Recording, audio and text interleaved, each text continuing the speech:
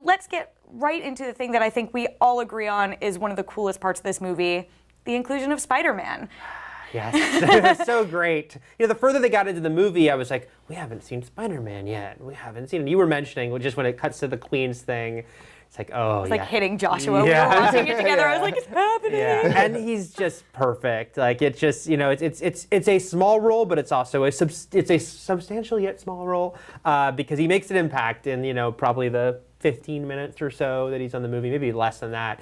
But no, it was, you know, we've seen a lot of Spider-Man in the movies, but I thought this was a great depiction. It makes me really excited to see his own movie and just to know that he is being done by Marvel Studios now, or at least in cooperation with Marvel Studios for a solo movie. You just feel like, oh yeah, this is working really well. Yeah, the movie took this sort of weird detour to include him because like Tony goes and meets him and he's like, hey, you want to come to Germany? But everything we got was so good, right? Even just like his sense of humor, like he's very soft-spoken, kind of naive, but very endearing. Yeah. And I liked how it kind of really quickly established, you know, just he had been Spider-Man for like I think they said 6 months, and he built the web shooters. And then as a scientist, like Tony Stark was very interested in that part of him, how he designed this and in his abilities.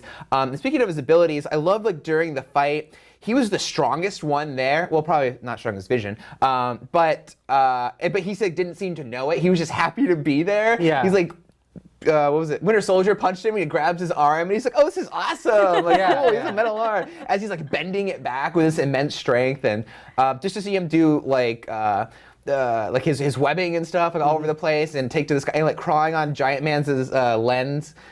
Just all these things were like so awesome that I'm so glad we finally got to see. That was something that really struck me. He's by far the youngest of the Avengers, especially the ones who are in this movie, but you didn't feel that. Like, everything worked so well, the writing incorporated him into the storyline so well, and also I think he and Ant-Man are like the two characters who are geeking out the most for being called to be a part of it. Black Panther, a little more subdued, not quite as happy, you know, a bit more serious about his inclusion, but definitely I thought the Spider-Man element just gave so much more levity to the movie and something it really needed. I am curious how different Spider-Man Homecoming is going to be after this. Like, obviously it's established this relationship between Tony Stark and Peter Parker, and we can see this sort of mentor-mentee relationship. But, you know, given that he is a fairly young teenager, are we going to see a tone shift? Do you guys want to see a tone shift? Well, I think they already open up that door. As you said, I mean, this is, you know, relatively speaking, it's, you know, a more sort of grim movie than a lot of the other Marvel movies, and Spider-Man is one of the ways that they put humor into it. So I think you'll definitely see that. I mean, yeah, they got his wit in the midst of battle, which I thought was great.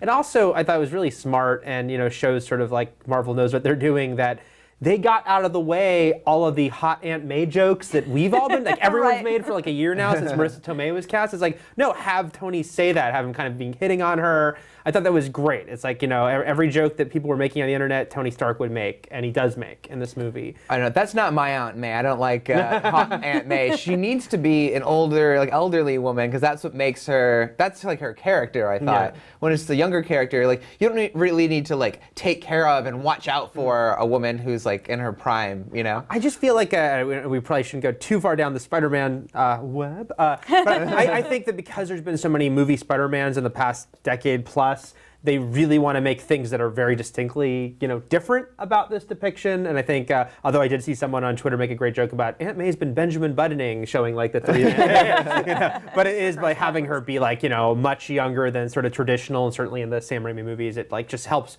I think they very distinctly want to have things that make it a separate type of story than what we've seen before. And I think it's interesting that the two post-credit scenes that they have really lean into the characters that I think everyone could sort of predict people were going to be most excited about. You have the Black Panther Wakanda set up for what's to come. Is Winter Soldier going to be involved in any of that going forward? Very interesting. But also Spider-Man, like the movie ends with Spider-Man will return. I think that everyone involved knew, especially once they started getting feedback from critics, we nailed this character. He's been done maybe the best that he's been done before. I don't know. We can debate about it. Yeah. We're doing a Spider-Man movie ranking coming up soon. But yeah, I think that they know that they should lean into that, and we're getting a Spider-Man movie next year. And Yeah. it was kind of weird how Iron Man. one of Winter Soldier's code words, his activation words, was homecoming. Right. I have an answer to this. Oh, you I have do? an answer to this. Okay, so I talked to the writers behind the movie, Christopher Marcus and Stephen McFeely, and I said, should I be reading into this? Should we all be reading into this? And they said, just coincidence, nothing more to the Homecoming Winter Soldier activation references to the Homecoming title. I know. But then they started joking that like all future Marvel subtitles will just be like Winter Soldier code words going forward.